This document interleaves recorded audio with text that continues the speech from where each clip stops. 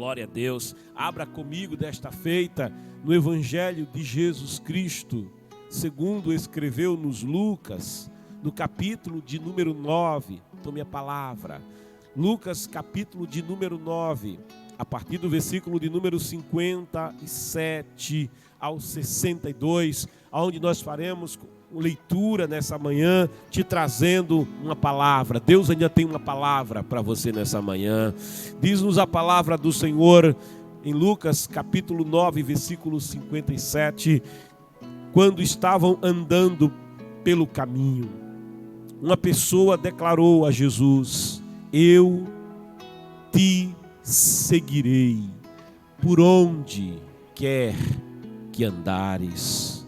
Mas Jesus lhe replicou: as raposas têm suas tocas e as aves do céu têm seus ninhos, mas o Filho do Homem não tem onde repousar a cabeça. Entretanto, a outro homem fez um convite: segue-me.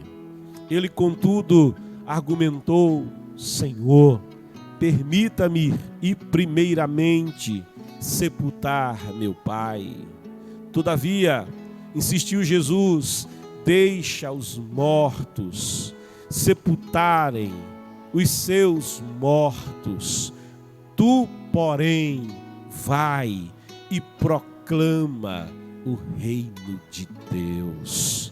Outro ainda lhe prometeu o Senhor: eu te acompanharei, mas deixa-me primeiro despedir-me dos meus familiares. Ao que Jesus lhe asseverou: ninguém que coloca a mão no arado fica contemplando as coisas que deixou para trás é apto para o reino de Deus. Querido, aqui você vai encontrando no relato de Lucas,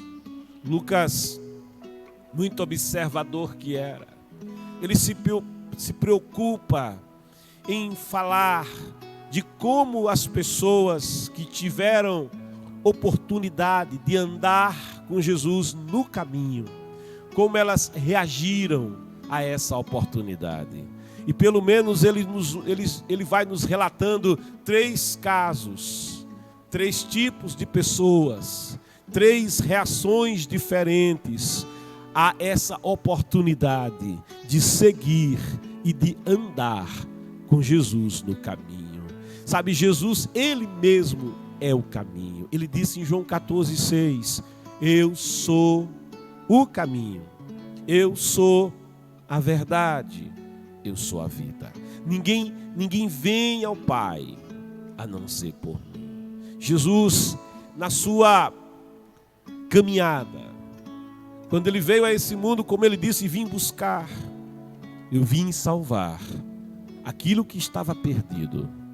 Jesus, Ele vai encontrando pessoas, e essas pessoas, ao verem Jesus, elas têm expectativas, elas têm uma ideia do que é aquele homem que vinha trazendo a mensagem de paz, aquele homem que vinha revelando a Deus de uma maneira como nunca se havia revelado, alguém que chamava o Deus Todo-Poderoso de Abba, de papai, de paizinho, alguém que de maneira muito especial ia libertando pessoas, ia gerando esperança nas vidas, ia restaurando vidas. Ele vinha comunicando uma mensagem que ia impactando toda a terra.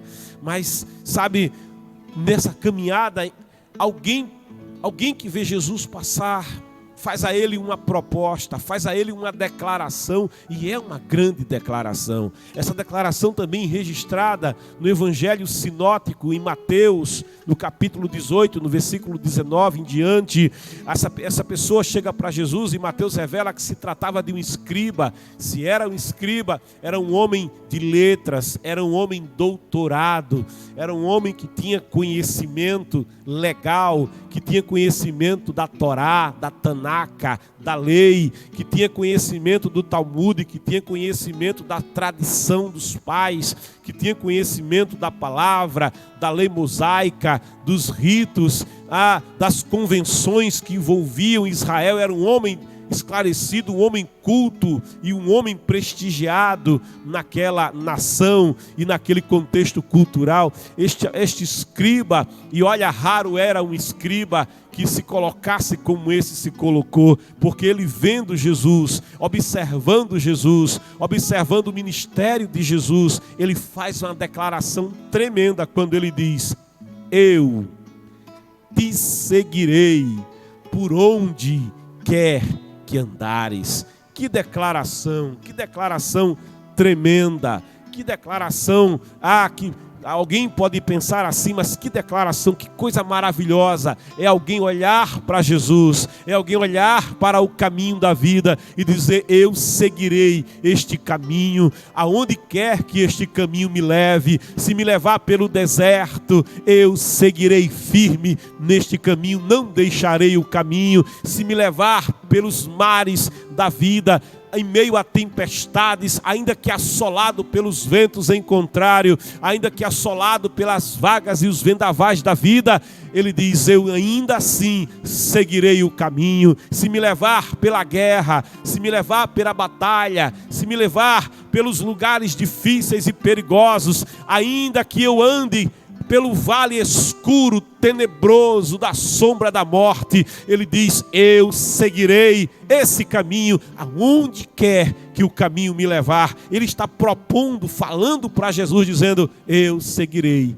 esse caminho. Mas a resposta de Jesus, em contrassenso com a proposta, a resposta de Jesus, de maneira desconcertante com aquilo que foi falado, com aquilo que foi dito, parece, deixou certamente o escriba desconcertado e certamente surpreendido, porque a resposta de Jesus, ela diz a palavra no versículo 58, mas Jesus lhe replicou, ao ouvir a proposta: eu te seguirei aonde quer que fores, por onde quer que andares. A resposta de Jesus é: as raposas têm suas tocas.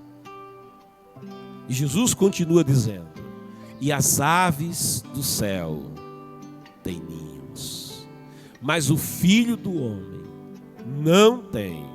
Olha só, Jesus está, se você observar, é o verbo ter que é repetido, que é enfatizado na fala de Jesus. Quando ele diz: as raposas têm suas tocas, as aves do céu têm. Olha, ele está enfatizando o ter. As aves do céu têm seus ninhos. Mas quando fala de si mesmo, Jesus diz: mas o Filho do Homem não tem. Olha só, mas o Filho do Homem não tem onde repousar a cabeça. Por que Jesus dá uma resposta a alguém que se propôs a segui-lo, sendo ele o caminho que diz: eu sou o caminho, eu sou a verdade, eu sou a vida, ninguém vem ao Pai senão por mim? Sabe, se você observar a proposta que esse homem fala, que esse homem coloca, ele já começa a proposta dizendo: eu. Ele está focado nele mesmo, ele já inicia a frase denunciando: eu. É aí que está o foco dele. Eu te seguirei. Mas ele não está pensando em Jesus. Ele não está pensando naquilo que Jesus está propondo. Ele não está preocupado nem focado no sentido do caminho. Ele está preocupado na sua própria conveniência. Ele está preocupado naquilo que é bom para ele mesmo, bom para o seu eu. Ele diz: eu te seguirei. Ele está dizendo assim: olha, esse caminho me parece proveitoso, esse caminho me parece vantajoso, me parece que é bom andar nesse caminho, porque esse caminho gera prosperidade. Eu te seguirei. Percebendo essa possibilidade, ele diz: eu te seguirei por onde quer que o Senhor for, porque eu percebo que esse caminho é um caminho próspero, eu percebo que andar contigo é um caminho de deleites, mas os deleites que esse homem está focando não são espirituais, são caminhos que agradam ao seu próprio eu, ao seu próprio ego. Ele está preocupado em estar o seu eu, está bem servido, e ele percebe, ele entende que se seguir Jesus, o seu eu estará muito bem satisfeito, e pensando em possuir coisas, e pensando em ter coisas, ele quer seguir Jesus pelo caminho. Ele vê em Jesus vantagens, e ele quer tirar proveito dessas vantagens que ele está vendo em Jesus Cristo. Tem muita gente, e até um evangelho que é pregado em nossos dias, que apresenta às pessoas a possibilidade: olha, em Jesus você vai prosperar,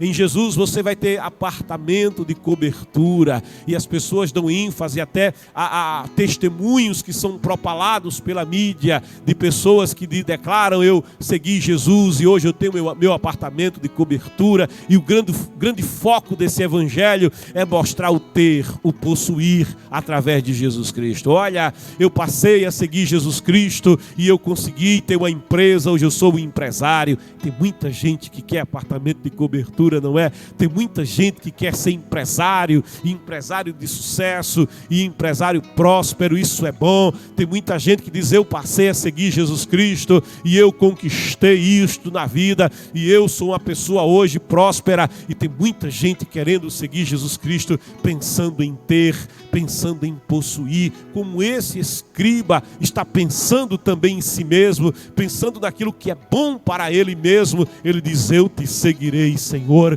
por onde quer que andares. Aonde o Senhor for, se bem que ele não chama Jesus de Senhor, ele diz: eu te seguirei. Eu vejo vantagem em te seguir. E aí Jesus responde, porque Jesus conhece o coração. A palavra de Deus nos diz que o Senhor nos sonda, Ele nos conhece. Esse homem tinha entendido as coisas de forma equivocada, esse homem tinha entendido as coisas de forma errada. Ele não entendeu o Evangelho, ele entendeu o Evangelho, um Evangelho materialista, ele entendeu um Evangelho de posses. Sabe, o próprio adversário, quando foi tentar Jesus ali em Mateus capítulo 4, ele mostra a Jesus todas as riquezas do mundo, ele mostra a Jesus os reinos deste mundo, as coisas deste mundo, e sendo que Satanás é mentiroso, sabe, sendo que Satanás é usurpador, ele olha para Jesus e diz: eu te darei tudo isso. Ele está oferecendo o que nem era dele, mas eu te darei tudo isso se prostrado me adorares.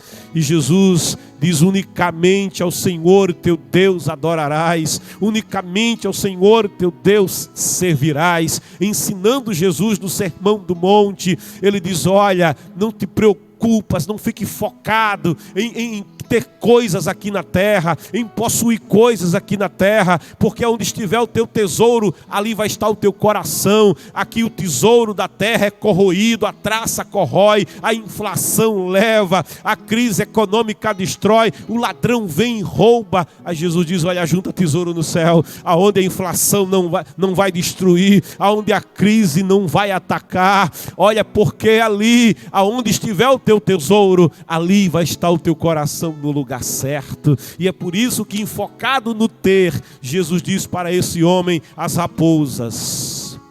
Ele é o possuidor de todas as coisas. Jesus é o Senhor, Ele criou todas as coisas, diz Hebreus, e Ele sustenta todas as coisas pela palavra do seu poder. João vai dizer dele lá em João 1, que no princípio era o Verbo, e o Verbo era Deus, e o Verbo estava com Deus. Ele estava no princípio com Deus. Tudo foi feito por Ele, e sem Ele nada do que foi feito se fez. Aquele que possui na verdade o universo e todas as coisas. Ele diz: olha, as raposas aqui na terra, elas têm suas tocas, elas têm lugar para ficar, elas têm lugar para se aquecer, elas têm lugar para se proteger. Ele diz: as aves do céu têm os seus ninhos. Eu me lembro do salmista no Salmo 84, que ele diz: o pardal encontrou casa, a andorinha, ninho para si, e eu mesmo encontrei teus altares, Senhor,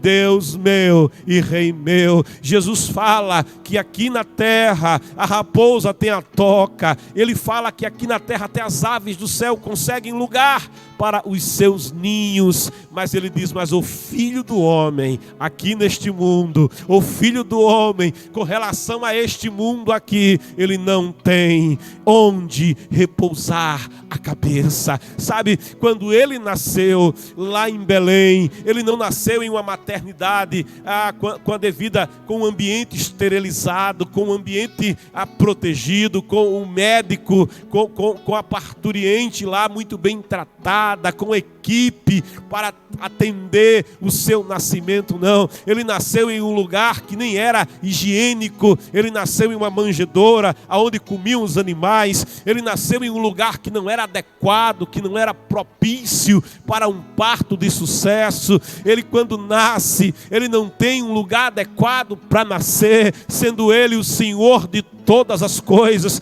possuindo ele todas as coisas aqui neste mundo. Quando ele nasce desprovido de qualquer conforto, desprovido de qualquer conforto no sentido material, mas ele nasce, sabe, eu te digo uma coisa, e ele não precisava de nada disso, porque antes que Abraão existisse, ele já era vivo, antes de todas as coisas, e ele já existia, no princípio era ele diz, eu sou o alfa e o ômega, o começo e o fim, o primeiro e o último. Ele é o mesmo ontem, hoje e eternamente. Ele é eterno, ele é de eternidade a eternidade. Ele não precisava de lugar especial para nascer, porque ele sempre existiu, e ele é o Senhor da vida. Ele diz, eu sou a ressurreição, eu sou a vida, aquele que vive e crê em mim jamais morrerá. Querido, ele é a própria vida, e quando ele nasce, sabe, ele não está preocupado em ter um berço bonito. Se você pensar bem, quando ele morre, quando ele entrega a sua vida lá na cruz do Calvário, ao morrer, ao entregar, ele declarou em João 10, ninguém tira a minha vida, eu tenho poder para dar, e eu tenho poder para tomá-la de volta. Por isso o Pai me ama, porque eu dou a minha vida para o resgate de muitos. Querido, quando ele morre, José de Arimateia, que era seguidor de Jesus, senador, ele cria no Senhor Jesus Cristo. Naquela tarde, quando Jesus havia entregue a sua vida, ele vai até Pôncio Pilatos com muita coragem e pede o corpo de Jesus. E sendo-lhe entregue o corpo de Jesus por Pôncio Pilatos, José de Arimateia leva o corpo de Jesus e coloca em um sepulcro novo, em um sepulcro que não tinha sido usado. Ele era um senador, era um homem rico, e ele em vida já tinha se preocupado em ter um sepulcro para ele, para quando ele morresse, mandou fazer um sepulcro novo, e naquele sepulcro novo ele vai emprestar aquele sepulcro para ser sepultado o corpo de Jesus. Olha, as pessoas aqui desse mundo que têm posses, elas se preocupam em ter um campo, né? Um campus, como chamam aí os cemitérios agora de campos, né? Campos alísios, em ter um apartamento reservado, um jazigo muito bom lá nos campos alísios. Pessoas muito ricas que muitas vezes se preocupam com as coisas dessa vida, se preocupam até com o jazigo aonde serão sepultadas, mas que não se preocupam com a sua salvação. Sabe, Jesus, ele não tinha um jazigo para ser sepultado. Sabe por quê? Porque Jesus, ao terceiro dia, ele não estaria mais na morte. Ao terceiro dia, ele não estaria mais no sepulcro. Lá em Jerusalém, no lugar onde Jesus foi sepultado, tem uma porta, e naquela porta está escrito em inglês, e se o meu inglês não estiver muito enferrujado, mas é algo como He is not here, resurrected, ou seja, não está aqui, ressuscitou. Ao terceiro dia, ele não estará mais no sepulcro. Ao terceiro dia, Jesus está, ele é a vida, a morte não pode contê-lo, e ele não tem sequer uma sepultura onde ser sepultado, porque ele mesmo é a vida. Mas ele está dizendo para este homem que quem o segue pensando em ter, quem o segue pensando em possuir, na verdade está seguindo um evangelho errado, um evangelho equivocado. Ele declara: aquele que tiver a sua vida por preciosa vai perder a sua vida, mas aquele que não tiver a sua vida por preciosa, essa pessoa salvará a sua vida. Por isso ele diz a este homem: olha, as raposas têm tocas, as aves dos céus têm ninhos, mas o Filho do Homem não tem onde repousar a cabeça. Os discípulos perguntaram a Jesus: nós que deixamos tudo, Senhor, para te seguir, o que haveremos de ter? Nós deixamos campos, nós deixamos casas, nós deixamos projetos e bens e famílias. Senhor, o que é que nós teremos do Senhor? E ele declarou claramente: olha, aqui 100 vezes tanto, e no porvir a vida eterna. Ele está dizendo aos discípulos, como diz o salmista no Salmo 23, o Senhor é o meu pastor, de nada eu terei falta, de nada eu terei falta na caminhada. Ele vai cuidar de mim. Eu não estou preocupado com o dia de amanhã. As pessoas estão preocupadas com o ano que vem, as pessoas estão preocupadas com a eleição, as pessoas estão preocupadas com o que vai acontecer com o Brasil e com o mundo. Mas ele diz: olha, as aves do campo, elas não semeiam, olha, as aves do campo, elas não colhem, não ajuntam em celeiros. Olha, o lírio do campo, ele também não está preocupado com isso, mas o vosso Pai cuida delas. Vocês são mais importantes que os passarinhos. Mas buscai em primazia o reino de Deus e a sua justiça, e todas as outras coisas. Deus sabe que você precisa das outras coisas. Ele vai cuidando de você no caminho. O Senhor é o meu pastor. Declara comigo: o Senhor é o meu pastor, de nada eu terei falta. Mas segue o caminho com Jesus. Entretanto, diz o versículo 59, a outro homem fez um convite: segue-me. A esse Jesus convidou diretamente: segue-me. O outro se ofereceu. Esse Jesus procurou e disse: segue-me. Encontrou-se com ele. Jesus está te encontrando nessa manhã. Segue-me, é o que ele te diz. Ele, contudo, argumentou: Senhor, permita-me ir primeiramente sepultar o meu pai. A gente, quando vê esse homem pensando em sepultar o pai, diz que filho responsável, está preocupado com o pai, que certamente jaz a morte, ou quem sabe já está sendo velado, não é? Embora se estivesse sendo velado, como é que ele estaria ali naquele caminho? Mas ele diz: Senhor, deixa-me primeiro sepultar o meu pai. Todavia, insistiu Jesus. Jesus ouviu e insistiu com ele, dizendo: deixa os mortos sepultarem os seus próprios mortos. Tu, porém, vai e proclama o reino de Deus. Quem, ao ouvir esse texto, não pensa que Jesus é intransigente? Quem, ao ouvir esse texto, não pensa que Jesus foi muito duro, foi muito enfático, não é? Não deixar ele sepultar, o filho sepultar o próprio pai, impedir que o filho vá ao sepultamento do próprio pai, parece algo assim extremado, rigoroso demais, se você parar para pensar numa primeira observação, numa primeira leitura. Mas há dois aspectos aqui que eu quero dividir com você. O primeiro aspecto é que Jesus, ele é aquele que nos chama da morte para a vida.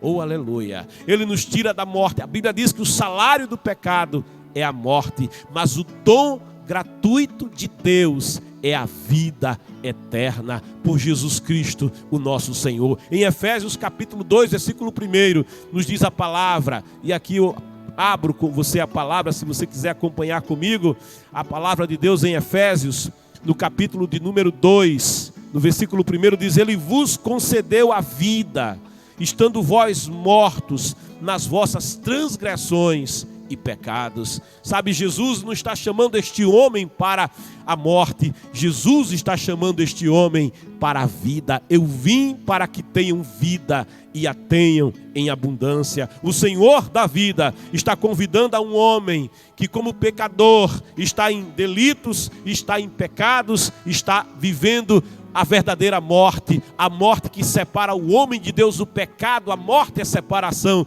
e o pecado exerce essa capacidade de separar o homem de Deus, e o homem separado de Deus, o seu espírito não tem vida. É por isso que o salmista vai orar dizendo: Senhor, acende a lâmpada do meu espírito. Quando o espírito está morto, tem um vazio lá dentro. O espírito do homem morto gera um oco lá dentro. E para esse espírito ter vida, é necessário nascer de novo, nascer do alto, nascer de Deus. Aquilo que faz o espírito do homem viver é a comunhão com o Espírito de Deus, porque o Espírito do homem é um sopro de Deus, pertence a Deus, um dia voltará para Deus e o homem desfalece sem vida. Nele que vivemos, é nele que nos movemos e é nele que existimos. É por isso que o apóstolo Paulo, falando acerca da vida, na carta aos Gálatas, ele faz uma declaração enfática. Ele diz: já estou crucificado com Cristo, e não vivo mais eu, mas Cristo vive em mim. Ele está declarando que Jesus Cristo é a sua vida. Não vivo mais eu, mas é Ele que vive em mim, Ele que se entregou por mim, Ele que foi à cruz por mim. Eu estou crucificado com Cristo e é nele que eu tenho vida, é nele que eu tenho salvação, é nele que eu tenho uma vida eterna. João no capítulo 3:16, ele diz: porque Deus te amou, porque Deus amou o mundo de tal forma que entregou o seu Filho unigênito, para que toda aquela que nele crer não pereça na morte, não pereça separado de Deus, mas tenha a vida e a vida eterna. Oh glória, que presente glorioso é a salvação, que graça gloriosa é a salvação. Pela graça sois salvos, diz a palavra, por meio da fé. Não vem do homem, é graça, é presente, é favor de Deus. Querido, esse homem está sendo chamado da morte para a vida, para ir anunciar a este mundo: Jesus Cristo é a vida eterna em Jesus Cristo. Ele está sendo convocado para uma grande missão. Tu, porém, vai, proclama o reino de Deus. Mas esse homem tem um pai para sepultar. Na verdade, naquela cultura, um filho só deixava normalmente a casa do pai quando o pai morria, e essa é a questão. Se o seu pai tivesse a morte, ele não estaria ali no caminho, ele não estaria ali em meio a uma vida normal, e Jesus vai passando e o encontra e o chama. Se o pai estivesse à morte, não, ele não estaria ali. O que ele está dizendo para Jesus é uma coisa muito simples: Senhor, meu pai ainda vai viver alguns anos e eu quero ainda estar com meu pai. Eu tenho algumas outras coisas da vida para resolver, algumas obrigações com as quais eu preciso lidar. Deixa, Senhor, eu cuidar dessas obrigações. Depois eu vou avaliar a vantagem de te seguir e aí eu te seguirei pelo caminho. Por isso ele diz: deixa eu sepultar o meu pai. E Jesus então lhe diz essa palavra que é enfática: deixa os mortos sepultarem os seus mortos. Jesus não te chama para a morte, Jesus está te chamando para a vida e a vida eterna com Deus. Um outro ainda, diz o versículo 61, lhe prometeu: Senhor, eu te acompanharei. Esse também Jesus convidou. É o terceiro convidado. E Lucas, ele, nesses três personagens, ele vai resumindo, ele vai sintetizando como as pessoas que tiveram a oportunidade de ver Jesus, de conversar com Jesus, de ouvir Jesus, tiveram reações em relação ao convite de Jesus: segue-me. Qual vai ser a tua reação nessa manhã ao que Jesus chegou para este homem? E diz a palavra: outro ainda lhe prometeu. É o terceiro convidado, Senhor. Esse reconhece Jesus também como o Senhor. Ele diz: Senhor, eu te acompanharei. Que coisa boa é quando alguém diz: Senhor, eu vou te acompanhar. Oh glória. Mas ele diz: mas, e esse mais você já sabe, é uma desculpa que está chegando por aí. Mas deixa-me primeiro despedir-me dos meus familiares. Sabe, ele está lembrando de Eliseu. Quando Elias passa e joga a capa sobre Eliseu, Eliseu diz: meu Senhor, deixa eu me despedir dos meus familiares. E Eliseu diz: vai, te despede e vem. Mas para esse homem está tendo em mente uma situação similar àquela. Mas para esse homem, Jesus lhe responde dizendo: ninguém que coloca a mão no arado. Veja, Eliseu estava justamente fazendo isso, estava arando a terra com os bois. E Jesus responde: ninguém que coloca a mão no arado e fica contemplando as coisas que deixou para trás é apto para o reino de Deus. Ora, esse homem foi surpreendido. Talvez ele esperasse que Jesus falasse aquilo que Elias falou para Eliseu: vai, e depois tu vem e me acompanha. Sabe, lá no Antigo Testamento, o foco da revelação era a nação de Israel. Lá no Antigo Testamento, Deus estava voltado, o plano de Deus passava primeiro pela nação de Israel. Havia tempo, a gente pode dizer assim, havia tempo para cuidar de Israel, havia tempo para a revelação de Deus e se desdobrando gerações após gerações, e Deus ia tratando com Israel através de Moisés, através dos juízes, através dos profetas. Deus ia tratando com aquela nação, e Deus vai tratar com a nação de Israel. Sim, havia tempo para isso, havia tempo para falar com os familiares, que certamente, conhecendo Elias, sendo eles do povo de Deus, incentivariam ainda mais Eliseu a seguir Elias, o abraçariam, o beijariam, e ele iria com a bênção. Mas nos nossos dias, queridos, nós vivemos um contexto diferente. A palavra de Deus nos assegura dizendo: filhinhos, é já a última hora.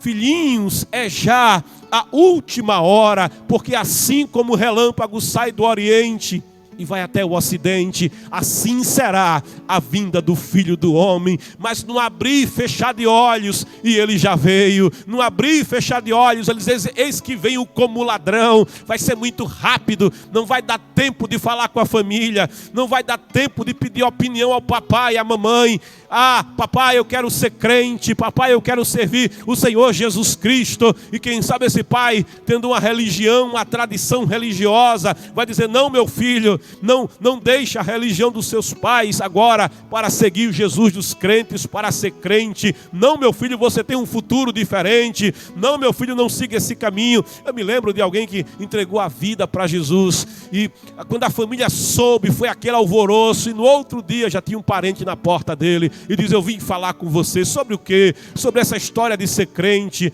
sobre essa história de seguir Jesus Cristo. Eu vim tirar isso da sua cabeça. E aquele homem disse: chegou tarde, meu amigo, chegou tarde, meu parente, meu primo. Por que eu cheguei tarde? Porque até ontem estava na minha cabeça, mas hoje já desceu para o coração. Agora não vivo mais eu, mas Jesus Cristo, Ele vive em mim. Se você for falar com seus parentes, você vai ouvir a voz dos seus parentes, mas eu te convido a ouvir a voz de Deus. Jesus está dizendo para esse homem: escuta a voz de Deus, dá ouvidos à voz do Espírito de Deus. E diz a palavra: se o Espírito de Deus está falando com você hoje, Ele está. Dá atenção à voz do Espírito, atende a voz do Espírito, e o Espírito está dizendo: vem e segue-me, vem e caminha comigo. E Jesus diz para esse homem: olha, ninguém que coloca a mão no arado não deve, e olha para trás, porque quem olha para trás está preocupado com o que está deixando.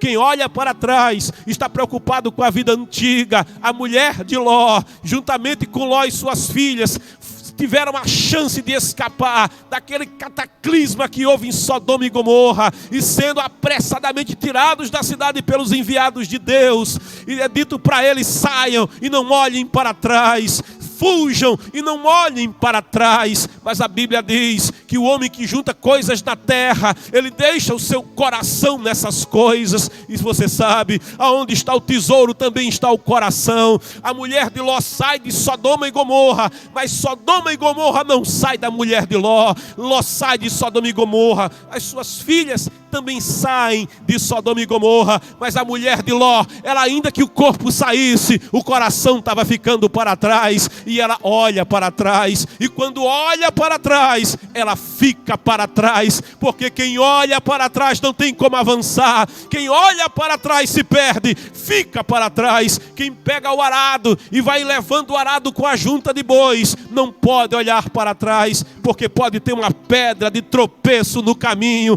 e se tem uma pedra de tropeço no caminho, você se acidenta e você cai, e você perde o serviço que está a fazer. Não olha para trás. A palavra de Deus nos diz ali na carta de Paulo aos Hebreus, no capítulo 12, a palavra nos diz que deixemos todo embaraço e o pecado que tão de perto nos rodeia, e corramos corramos, mas com paciência, a carreira que nos está proposta.